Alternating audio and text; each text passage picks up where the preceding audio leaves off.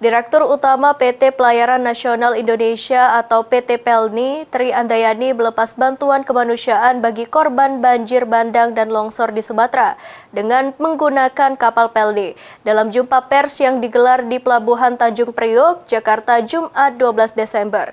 Tri menyebutkan pihaknya akan mengirimkan 15 kontainer pada kloter pertama. PT Pelayaran Nasional Indonesia PELNI mengirimkan sebanyak 15 peti kemas berisi barang bantuan kemanusiaan bagi korban banjir bandang dan tanah longsor di utara Sumatera, Jumat 12 Desember. Pengiriman bantuan tersebut merupakan kloter pertama dari rencana sebanyak 3 kloter.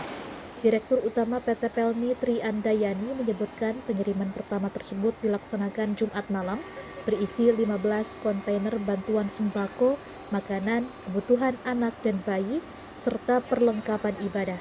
Distribusi bantuan dilakukan menggunakan salah satu armada kapal milik PELNI, yakni KM Kelut.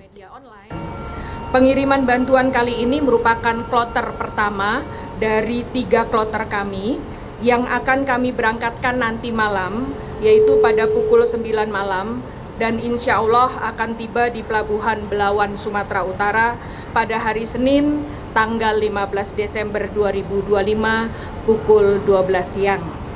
Adapun jumlah muatan bantuan sebanyak 15 teus atau 15 kontainer ukuran 20 feet yang memuat antara lain sembako, makanan dan minuman, pakaian, kebutuhan anak dan bayi, serta perlengkapan ibadah. Tri menambahkan pelepasan bantuan kloter kedua akan diberangkatkan pada tanggal 13 Desember sebanyak 29 kontainer, sedangkan kloter ketiga diberangkatkan tanggal 18 Desember sebanyak 15 kontainer. Dari Jakarta, Irfan Hardiansah, Kantor Berita Antara, mewartakan.